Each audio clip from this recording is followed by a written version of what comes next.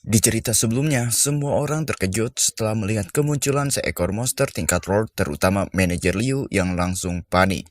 Manajer Liu menjelaskan kembali jika monster tersebut adalah penguasa Ember Hitam. Kera raksasa itu meraung keras, getarannya membuat semua orang gemetar ketakutan. Api dan cahaya menyala di sekeliling tubuhnya seakan mengamuk tanpa kendali. Orang-orang di sekitarnya panik. Ada yang berteriak untuk lari, ada yang memaksa agar tidak panik. Sementara sebagian lain mencoba menahan langkah. Kekacauan pun pecah. Suara teriakan bercampur dengan derap kaki yang berhamburan. Di tengah hiruk pikuk itu, sang kapten pasukan hanya mendengus kesal. Tatapannya tajam, bibirnya bergumam dingin, menyebut semua ini tidak berguna. Dari langit, cahaya emas menyilaukan, tiba-tiba muncul. Seekor bis bersayap megah melesat turun, bulunya berkilau seperti api emas yang membakar udara. Orang-orang bersorak histeris menuju ke atas dengan mata berbinar. Mereka mengenalinya. Bis itu adalah bis emas senjata mematikan milik militer. Kera raksasa yang mengamuk menatap ke atas, menggeram marah. Dalam sekejap kedua makhluk buas itu saling menerjang. Benturan dahsyat mengguncang hutan di bawahnya. Api emas mengepak dari sayap bis itu, membelah udara dan menelan tanah di bawahnya. Kera raksasa menatap ke atas, matanya memerah menyala. Wajahnya dipenuhi amarah bercampur kewaspadaan. Kobaran api terus menjilati sekelilingnya, membuat tubuh besar itu terperangkap dalam lingkaran panas yang menyala. Kera raksasa itu berbalik, langkahnya berat namun perlahan menjauh ke dalam hutan. Orang-orang yang selamat hanya bisa terdiam, sebagian terengah lega. Ada yang berbisik cemas, bertanya apakah monster itu benar-benar pergi. Yang lain bersyukur masih hidup meski tadi nyaris mati. Manajer Liu menyeka keringat di wajahnya, lalu menoleh pada sang kapten pasukan. Dengan suara serius, kapten memperingatkan, dukungan mereka hanya sampai di sini, dan sisanya harus segera ditangani. Kapten Liu mengangguk singkat, menyahut tegas bahwa ia mengerti. Kemudian pasukan dikumpulkan, langkah kaki berderap memenuhi panggilan. Resimen penjaga Chang'an kemari. Di barisan depan, kapten berdengus sinis. Hah, dasar sekelompok pecundang. Dengan sorot mata meremehkan, ia lanjut berkata, kami para militer bisa menyelesaikan ini sendiri, jadi kenapa harus membiarkan orang-orang itu yang melakukannya? Pria berambut biru menatap serius dan menghampiri kapten. Suaranya tenang namun berat. Meskipun kami selangkah lebih maju dan melihat perubahannya, kami juga dapat memanfaatkan dan mempersiapkannya. Ekspresinya menegang, sorot matanya tajam. Tapi dunia ini berubah lebih dramatis dari yang kita bayangkan, dan situasinya menjadi sangat mengerikan. Di tempat lain beberapa orang menembus kegelapan. Cahaya senter menyorot jalan penuh misteri. Salah seorang berkata, demi masa depan, organisasi non-pemerintah ini harus berkembang dan berpartisipasi secepat mungkin. Api menyala, sosok kaptenmu berdiri tegak di tengah kobaran, tatapannya penuh wibawa. Teriakan meledak di sekitarnya. Serangan terus menghantam tanpa henti.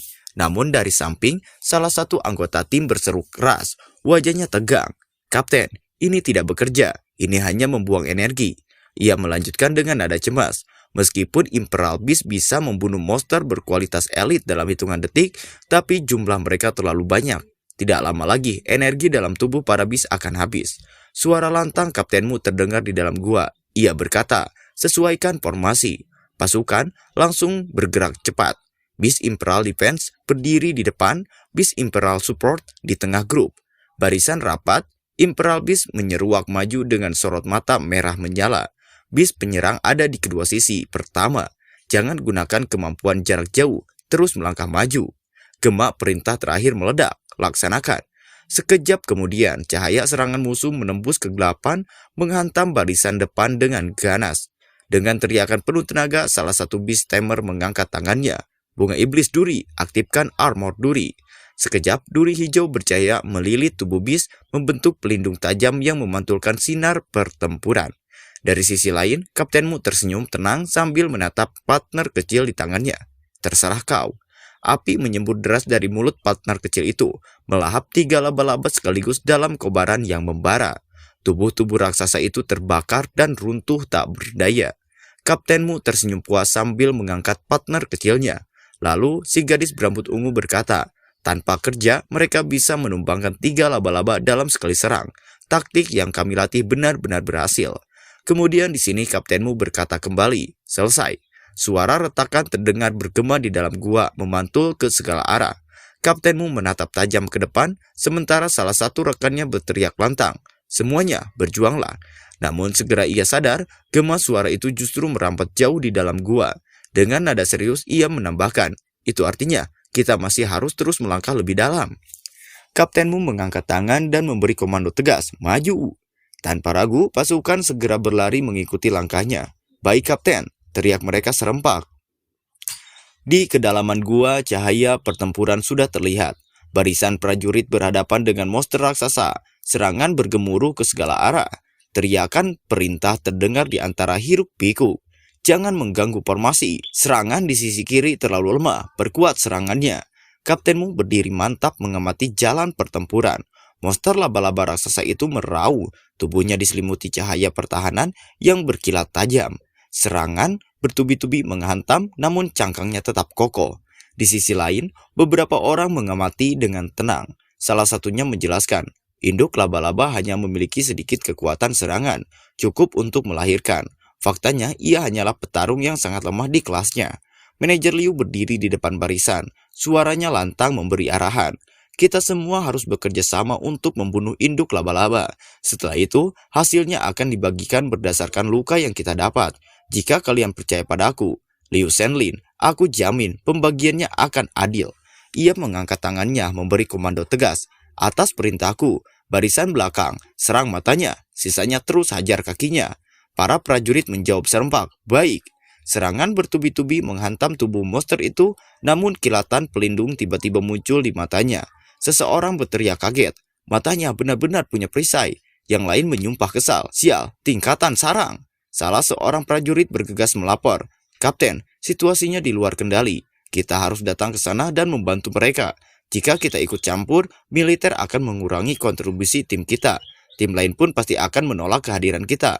Kaptenmu menggertakkan gigi. Benar, hanya duduk diam juga akan berdampak negatif. Kita memang harus turun sekarang. Tapi, ia menatap tajam ke arah induk laba-laba yang sedang bertarung. Suaranya merendah, dipenuhi firasat gelap. Ada yang tidak beres dengan induk laba-laba itu. Aku merasa sesuatu yang buruk akan terjadi. Perisai yang menutupi mata induk laba-laba itu akhirnya retak berkeping-keping dihantam serangan bertubi-tubi. Manajer Liu segera berteriak lantang. Perisainya sudah rusak, serang sekarang. Seketika salah satu monster melesat maju, sayapnya bergetar cepat hingga menimbulkan desingan tajam. Dengan tebasan hijau yang berkilau, ia membelah udara lalu menghunuskan serangan langsung ke arah mata induk laba-laba. Suara raungan menggema, darah segar muncrat deras dari luka itu membuat tubuh besar sang induk terguncang hebat. Mata induk laba-laba tiba-tiba berkilat, tubuhnya bergetar keras seakan sesuatu sedang dilepaskan dari dalam. Kaptenmu yang menyadari hal itu segera berteriak, buruk. Belum sempat pasukan bereaksi, tubuh induk laba-laba memancarkan aura yang mengerikan, serta kekuatan yang lebih kuat dari sebelumnya. Raungan tajam dari induk laba-laba mengguncang seluruh gua, membuat gendang telinga para prajurit pecah. Ah, telingaku! Ah, aku sakit! Teriak mereka. Beberapa berguling di tanah sambil menutup telinga dengan darah mengalir deras. Manajer Liu mendesis, wajahnya menegang. Siapa bilang induk laba-laba tidak memiliki kekuatan serangan? Namun, tepat saat ia hendak memberi komando, matanya membelalak lebar. Tunggu, itu! Dari tubuh induk laba-laba, aura hitam pekat menyembur deras, menekan udara dengan kekuatan mencekam. Manajer Liu yang menunggangi monster hijau miliknya menatap dengan wajah tegang. Ia menyadari sesuatu yang mengerikan. Ini adalah monster puncak tingkat Lord yang sedang berevolusi, serunya lantang. Dengan nada getir, ia menambahkan, dan ternyata proses evolusinya terganggu oleh kita. Aura pekat semakin mengguncang seluruh area, membuat prajurit kehilangan kendali. Wajah mereka berubah pucat pasi. Manajer Liu berteriak panik. Ini bukan sesuatu yang bisa kita hadapi lagi. Raungan dahsyat meledak dari tubuh induk laba-laba. Dalam sekejap, wujudnya berubah semakin menyeramkan dan serangan mematikannya langsung menghantam ke segala arah. Cerita berpindah di tempat lain. Terdengar suara. Sudah lebih dari 3 jam. Seorang pria berjas nampak gelisah. Ia menoleh pada yang lain dan bertanya, apakah belum ada yang kembali? Pria di sampingnya tersenyum tipis, menjawab tenang bahwa waktu yang diperlukan setidaknya 5 jam. Kapten hanya terdiam, menyilangkan tangan sambil mengamati sekitar. Tiba-tiba seseorang berseru sambil menunjuk ke arah pepohonan. Sosok hitam melintas di kejauhan dengan kecepatan tinggi. Pria itu terbelalak, menduga ada yang berhasil menyelesaikan tugas lebih cepat. Kapten menoleh kaget, tatapannya tajam. "Hah?" ujarnya pelan. Kapten tiba-tiba berteriak lantang, memerintahkan semua pasukan untuk waspada dan bersiap bertempur. Di udara, manajer Liu melayang dengan cepat. Ia mengangkat tangan sambil berteriak, memberitahukan jika dirinya adalah sekutu. Kemudian bis yang ia tunggangi pun mendarat. Beberapa orang muncul dengan wajah panik. Seseorang bertanya keras, kenapa dia datang sendirian dan apa yang terjadi dengan yang lain. Manajer Liu dengan napas terengah dan wajah penuh amarah langsung meraih kerah orang itu. Ia berteriak menuduh pemerintah sengaja mengirim mereka untuk mati. Suaranya pecah saat menjelaskan bahwa yang mereka hadapi bukan induk laba-laba biasa, melainkan induk yang sedang berevolusi. Kapten maju selangkah mencoba meredakan ketegangan. Dengan nada tegas ia berkata agar manajer Liu menenangkan diri dan menjelaskan situasinya terlebih dahulu. Manajer Liu berdiri di hadapan mereka, wajahnya tegang dan penuh tekanan. Dengan nada berat, ia menjelaskan apa yang terjadi di dalam gua. Mereka menemukan induk laba-laba yang sedang berevolusi. Perbedaan kekuatan membuat mereka tersudut dan timnya dibantai tanpa ampun. Ia menunduk sejenak, lalu menambahkan dengan getir bahwa bis terkuat mereka sudah dikorbankan. Namun semua itu sia-sia. Kerugian ini akan menjadi bencana besar. Kapten hanya diam, tatapannya tajam. Ia menoleh pelan, lalu bertanya dingin, apakah ini hasil penelitian pemerintah? Seekor laba-laba induk yang memiliki kekuatan tempur mematikan. Orang-orang yang dilihat oleh kapten pun terbata-bata saat akan menjawab. Tiba-tiba terdengar teriakan dari arah semak-semak. Semua mata tertuju ke sana. Lihat, ada yang kembali. Seseorang muncul dengan langkah tergesa, wajahnya pucat dan penuh luka. Napasnya terengah seolah baru lolos dari neraka. Kapten segera maju mendekat. Di mana induk laba-labanya? Apakah dia mengikuti kalian? Orang itu menelan ludah, suaranya gemetar. Entahlah, sepertinya dia mengejar yang lain. Setelah kami keluar, kami semua berhamburan dan kabur. Kapten dan pria lainnya berpandangan. Tatapan mereka penuh tanda tanya, namun juga ketegangan yang tak bisa disembunyikan. Para prajurit berdiri di lapangan tanah, beberapa mendekat satu sama lain. Salah satu berseru gembira ketika melihat kedatangan Laoli. Kapten merasa lega, meskipun sebelumnya ia sempat mengira harus bertanggung jawab atas apa yang terjadi. Laoli menunduk dalam-dalam meminta maaf karena gagal melindungi Dali dan Aling. Kapten menghela napas lalu menjawab tenang, merasa senang Laoli bisa kembali dengan selamat. Kemudian sang kapten tengah berbicara dengan salah satu bawahannya. Ia mengatakan, andai saja mereka tahu sebelumnya kalau induk laba-laba itu sedang dalam proses naik ke level Lord, mereka tak akan mengirim tim kecil seperti ini. Bawahannya hanya mengangguk pelan membenarkan ucapan itu. Kapten menatap serius, membayangkan rencana besar jika mereka bisa membawa makhluk itu kembali ke zona militer dan melatihnya dengan benar. Kekuatan militer mereka akan meningkat pesat. Namun ia juga menyadari pekerja administrasi sebelumnya telah membuat kesalahan. Sang kapten melanjutkan perkataannya bahwa laba-laba induk itu gagal berevolusi dan kini tidak lagi berharga. Ia menegaskan tidak ada yang perlu dikhawatirkan dari sisanya. Lalu ia menambahkan dengan nada tegas, satu gunung tidak bisa menampung dua harimau, dan pemimpin bis hutan bara hitam pasti tidak akan membiarkannya begitu saja. Cerita berpindah kepada Gaopeng dan Dazi. Di sini, Dazi menghantamkan tubuhnya dengan keras membuat batu keras berhamburan.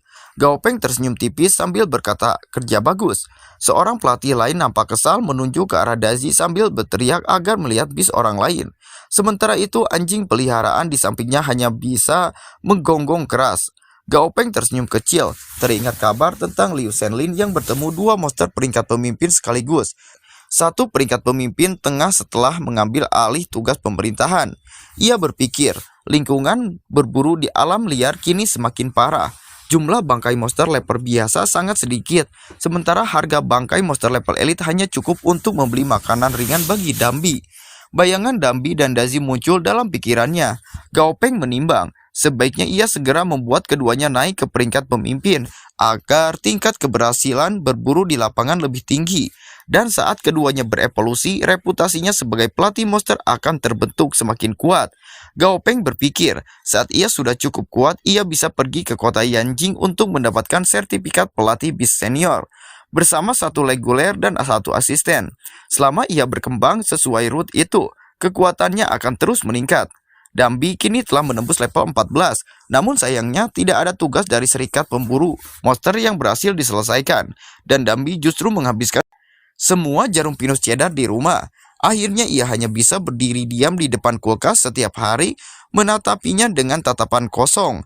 Gaopeng menatap Dazi dengan bangga. Setelah sekian lama berlatih, akhirnya Dazi berhasil mencapai level 13. Tak lama kemudian, Mu Tieying mendekat sambil tersenyum. Ia menyerahkan sebuah buku kecil kepada Gaopeng. Dengan nada serius, ia berkata bahwa itu adalah ringkasannya sendiri tentang tips pelatihan untuk Beast Defense, seperti yang pernah ia katakan sebelumnya. Gaopeng membuka buku catatan itu dengan serius. Ia menyadari, sejak Mu Tieying memilih membentuk tim bersamanya, ia sudah mempersiapkan segalanya dengan baik. Dalam hati, Gaopeng berpikir bahwa dengan catatan ini mereka bisa membuat taktik berdasarkan karakteristik Beast masing-masing. Tulisan dalam buku itu menjelaskan untuk Beast pertahanan dengan tubuh baja yang terpenting adalah melatih daya tahan fisik. Gaopeng tersenyum kecil, merasa Mu Tieying benar-benar serius dengan hal ini. Melihat ekspresinya, Mu Tieying menatap bingung lalu bertanya, apakah ada yang salah? Gaopeng menggeleng pelan sambil menjawab, tidak ada yang salah. Ia menepuk pundak Mu Tieying lalu tersenyum kecil. Tiba-tiba merasa garis itu cukup menarik. Suara dentuman menggema di udara menandakan dimulainya pengumuman. Instruksi terdengar jelas. Semua siswa dikumpulkan di depan panggung. Tidak ada latihan bebas hari ini. Para siswa segera berdiri rapi. Seorang instruktur naik ke atas panggung, menatap mereka dengan serius. Ia berkata, inilah hasil dari pelatihan tahap pertama. Sebelum memasuki tahap kedua, ia akan mengumumkan daftar nama. Instruktur itu mulai membacakan daftar nama dengan lantang. Liu Keqiu dieliminasi, Xie Jiangyi dieliminasi, Hu Yantian dieliminasi. Sorak protes mulai terdengar di antara barisan siswa, tetapi instruktur tetap melanjutkan. Wu Yonghuan dieliminasi. Kemudian ia berkata kembali, diharapkan para siswa-siswi ini segera meninggalkan lapangan. Seketika suasana menjadi gaduh. Apa? Teriak seseorang tidak percaya. Kenapa aku? Seru yang lain sambil mengepalkan tinjunya. Ya, timpal suara dari sudut lain penuh kekesalan. Kenapa aku harus dieliminasi? Ini tidak adil. Protes seorang siswa dengan nada marah. Instruktur menatap tajam ke arah siswa-siswi yang protes. Dengan suara keras ia berkata bahwa para instruktur sudah mengamati perilaku mereka selama beberapa minggu terakhir. Apa kalian tidak sadar? Ini bukan tempat untuk bermain-main, serunya lantang. Ia lalu menunjuk salah satu siswa. Xie Jiangyi, apakah teleponmu lebih menyenangkan daripada latihan? Xie Jiangyi terdiam pucat, hanya bisa bergumam panik. Ah, ini. Instruktur melanjutkan dengan nada lebih keras. Hu Yantian, bagaimana kau bisa tidur nyenyak di lapangan latihan? Hu Yantian menutup wajahnya malu, sementara ingatan tentang dirinya yang tertidur pulas di tengah latihan jelas terlihat oleh semua orang. Instruktur menegaskan dengan suara lantang. Mulai besok siapapun yang hanya ingin membalas malasan lebih baik kembali ke kelas dan melanjutkan tidurnya. Ia memperingatkan, jika mereka masih bermain-main dalam pelatihan dasar, maka tidak ada gunanya melanjutkan ke tahap berikutnya. Lalu instruktur mengumumkan bahwa tahap kedua pelatihan adalah pertarungan yang sebenarnya. Jika kalian melanjutkannya dengan sikap seperti tadi, bukan hanya kecelakaan yang terjadi, tapi nyawa bis kalian pun bisa melayang, ujarnya tajam. Ucapan itu membuat para siswa saling berpandangan, terkejut dan berbisik penuh rasa cemas. Pertarungan yang sebenarnya, ujar beberapa di antara mereka dengan wajah tegang. Seusai instruktur menyampaikan peringatan keras tentang tahap kedua pelatihan, seorang siswa bertubuh gempal maju sambil tersenyum penuh percaya diri. Ia berkata dengan lantang bahwa Teddy miliknya adalah yang terkuat, mampu membunuh monster apapun tanpa meninggalkan jejak sedikit pun. Namun seorang siswa lain segera menimpali dengan nada meremehkan. Ia menatap ke arah Teddy itu dan berkata, Teddy tersebut hanya pandai menggonggong. Jika benar-benar di medan pertarungan pasti akan ciut ketakutan dalam sekejap. Sambil tersenyum tipis, ia memanggil bis miliknya, seekor kalajengking raja ekor kuning yang nampak garang dan menegaskan. Jika memang ingin bertarung, lawan masih membutuhkan kekuatan bis miliknya itu. Seketika, siswa lain mendengus meremehkan, jari telunjuknya teracung tepat di depan wajah lawan. Dengan nada sinis, ia berkata, kalajengking raja ekor kuning hanyalah bualan belaka. Wajah si pemilik kalajengking langsung memerah, menahan emosi. Ia membalas dengan suara lantang, menantang balik. Katanya, siapa yang berani menyebutnya membual? Apakah lawannya benar-benar tahu apapun tentang bis ini? Dengan yakin ia menegaskan, kalajengking miliknya suatu hari pasti akan berevolusi menjadi raja kalajengking ekor kuning yang sesungguhnya. Instruktur berdiri tegak di atas panggung, suaranya tegas menggema di hadapan para siswa. Ia mengumumkan bahwa setiap kelompok akan berisi 5 orang dan mereka harus segera bersiap untuk memulai pelatihan tempur yang sebenarnya. Ia menegaskan kembali, grup baru akan dipimpin langsung oleh seseorang instruktur, jadi para siswa diminta untuk cepat membentuk tim. Di lapangan, beberapa siswa segera bergerak. Salah satu dari mereka mengusir orang lain, menyuruhnya pergi mencari kelompok lain. Dengan penuh percaya diri, 2 siswa yang berdiri di depan menegaskan merekalah rekan satu tim Gaopeng dan Mu. Para siswa mulai berkelompok, masing-masing dengan penuh semangat menunjukkan kebanggaan pada tim mereka. Seseorang berseru kepada Shaolin bahwa mereka adalah kelompok yang hebat dan yang lain menimpali dengan yakin bahwa tim mereka stabil. Tak lama kemudian terdengar suara yang memanggil Gaopeng, menegaskan bahwa kini mereka adalah salah satu tim. Gaopeng pun menyambut dengan senyum. Suasana terasa hangat diselingi tawa kecil di antara para siswa. Namun tiba-tiba seseorang bergegas mendekat. Wajahnya berseri-seri saat berteriak, "Gaopeng, ini aku, instruktur." Instruktur itu melangkah ke depan dengan senyum tenang. Ia memperkenalkan diri secara resmi. Namanya Zhang Renbai. Dengan suara tegas, ia menyatakan bahwa mulai saat ini dialah yang akan bertanggung jawab atas latihan praktis kelompok mereka. Tiba-tiba suasana berubah, mencekam. Dari balik kegelapan, sepasang mata bercahaya biru menyala tajam, menatap seolah siap menerkam. Zhang Renbai kembali tersenyum tipis, tangannya mengepal penuh semangat.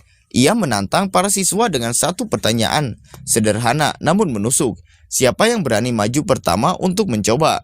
Dari balik kandang raja, seekor monster besar mengamuk ganas, tubuhnya kekar dengan taring tajam. Disebut sebagai babi baja, yaitu monster level 9 dengan kekuatan yang tak bisa diremehkan. Melihat pemandangan itu, 2 siswa yang tadi penuh percaya diri kini pucat ketakutan. Dengan suara bergetar, mereka memohon pada instruktur agar diberikan lawan yang berbeda. Namun instruktur hanya tersenyum dingin lalu menunjuk ke arah kandang lain. Seekor makhluk buas dengan mata merah menyala menatap liar dari balik jeruji. Dengan nada tenang, ia bertanya, bagaimana kalau mencoba yang satu ini? Gaopeng menatap ke depan dengan penuh keyakinan. Dalam hati ia menyadari, hyena yang nampak biasa sebenarnya adalah monster berkualitas elit, jauh lebih tangguh daripada babi hutan. Dengan langkah mantap, Gaopeng pun mengangkat tangan karena tak ada satupun yang berani maju. Ia memutuskan menjadi penantang pertama. Di sampingnya Dazi bergerak mengikuti tuannya, siap menghadapi tantangan yang akan datang. Babi baja meraung keras, suaranya bergema hingga membuat tanah bergetar. Matanya merah menyala, penuh amarah, seakan ingin merobek siapapun yang berani menantangnya.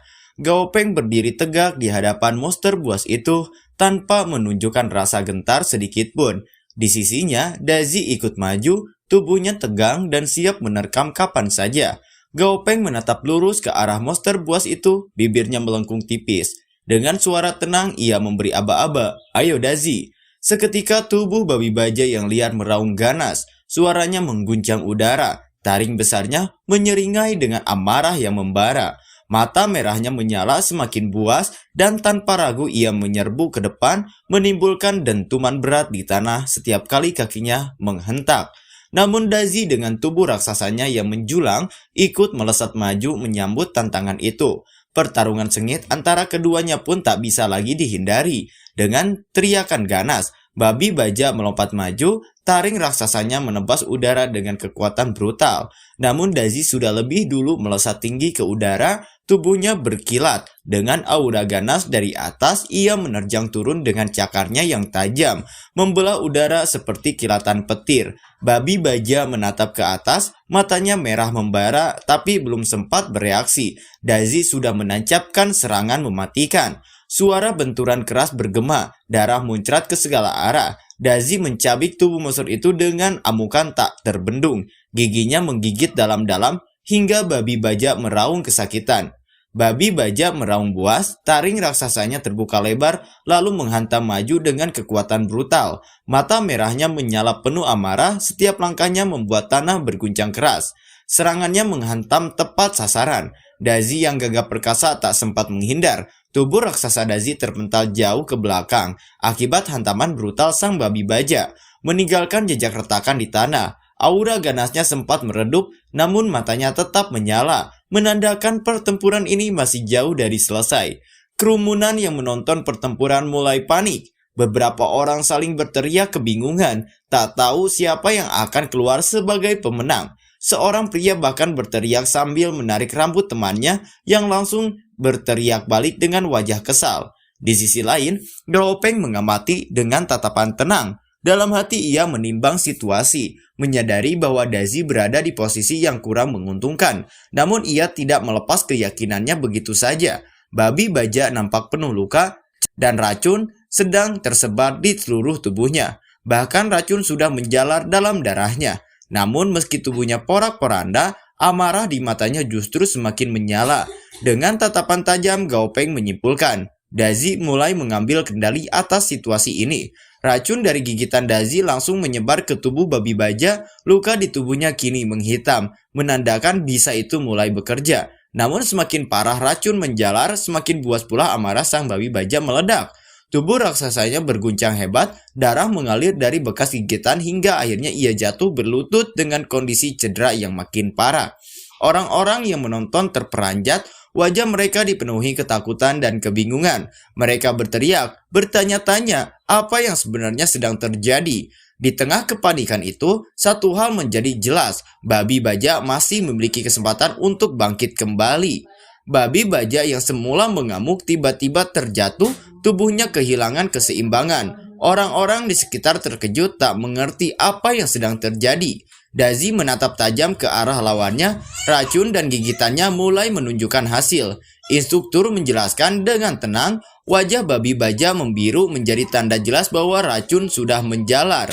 Seseorang yang menyaksikan dari dekat berseru panik, bertanya bagaimana mungkin babi baja bisa sampai terkena racun mematikan itu. Instruktur itu menatap dengan tenang lalu berkata bahwa Dazi telah lulus pelatihan hari ini. Ia menegaskan Dazi adalah kelabang beracun dengan naluri bertarung yang sangat baik. Namun instruktur juga mengingatkan penggunaan racun harus dilakukan dengan bijak. Jika dipakai secara berlebihan, maka kekuatan tempur Dazi akan sulit meningkat. Bahkan bisa berkurang drastis ketika menghadapi musuh yang kebal racun. Mendengar itu, Gao Peng menunduk sopan dan mengucapkan terima kasih atas bimbingan sang instruktur. Dengan senyum puas, ia kemudian menoleh pada Dazi dan memberi pujian singkat. Kerja bagus. Instruktur mengumumkan bahwa babi baja masih bisa melanjutkan pertarungan, lalu bertanya siapa yang berani maju berikutnya. Seorang siswa langsung mengangkat suara, menyatakan kalau bis miliknya bisa ikut serta di putaran kedua. Namun ucapannya segera disindir dengan nada meremehkan bahwa dirinya hanya mampu mengalahkan anjing yang tenggelam. Ejekan itu berlanjut, bahkan disebutkan kalau ia hanya bisa memukul boneka Teddy di rumahnya.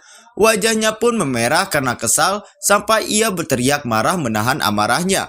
Melihat keributan itu, instruktur segera menegur tegas, meminta mereka berhenti bercanda dan kembali fokus melanjutkan latihan.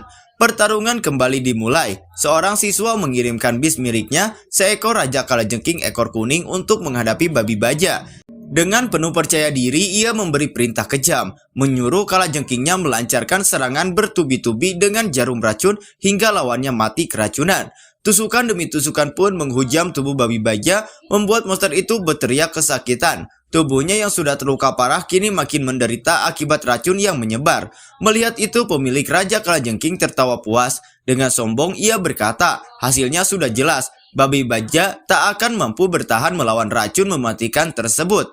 Pemilik Raja Kalajengking terkejut bukan main ketika melihat bis andalannya tiba-tiba terjatuh. Raja Kalajengking ekor kuning itu menggeliat lemah di tanah. Tubuhnya kehilangan kekuatan seolah tak mampu lagi berdiri. Gao Peng memperhatikan dari samping, menjelaskan dengan datar, kalajengking itu terkena racun. Mendengar penjelasan tersebut, sang pemilik semakin panik. Ia tak percaya, bagaimana mungkin makhluk yang terkenal kebal bisa justru tumbang karena keracunan. Mu Tieying tersenyum tipis sambil menoleh pada Gao Peng. Dengan tenang ia berkata bahwa apa yang dikatakan Gao Peng memang benar. Ia lalu menjelaskan lebih lanjut, racun dari bis Imperial Gao Peng dan racun milik kalajengking ekor kuning masih tersisa di tubuh monster tersebut. Kemudian Mu Tieying menegaskan tidak semua bis imperial yang memiliki serangan berbasis racun otomatis kebal terhadap racun lainnya. Penjelasan itu membuat beberapa orang yang mendengarnya terdiam, menyadari bahwa ucapan Gao Peng memang bukan sekedar teori kosong. Sang pemilik kalajengking nampak terkejut dan menggaruk kepalanya sambil berkata pelan, "Jadi keracunan sendiri ya?" Ucapan itu langsung mengundang tawa dari seorang siswa gemuk yang berdiri di dekatnya. Dengan nada mengejek ia berkata, "Hehe, apalagi Raja Kalajengking ekor kuning itu mati konyol." Mendengar ejekan itu, pemilik Kalajengking mendengus kesal. Sialan kau gemuk," bentaknya dengan wajah merah karena menahan malu. Tak mau kalah ia balik menyerang dengan kata-kata, "Kalau masih berani meledekku, lihat dulu bismu sendiri." Siswa gemuk itu sempat terdiam kaget. "Hah?" Bis milik siswa gemuk itu tiba-tiba berlari ke arah babi hutan. Melihat tingkahnya, siswa gemuk langsung panik dan berteriak, "Tunggu, apa yang kau lakukan?" Namun terlambat, anjing coklat itu sudah menubruk dengan penuh semangat, bahkan matanya berbinar penuh hati. Sang pemilik makin kalang kabut mencoba menariknya sambil berteriak keras, "Tidak boleh, tidak boleh, itu tidak bisa." Di sisi lain, Mu Tieying mengatakan jika ia memiliki pertanyaan kepada Gao Peng, sedangkan pemilik kalajengking ekor kuning ia tengah mengobati kalajengkingnya yang terkena racun, dan di sisi instruktur ia nampak frustasi dan berkata, tim ini tidak mudah ditangani. Baiklah, mungkin cukup saja untuk part ini karena Mimin juga masih belum full sehat. Maaf ya guys.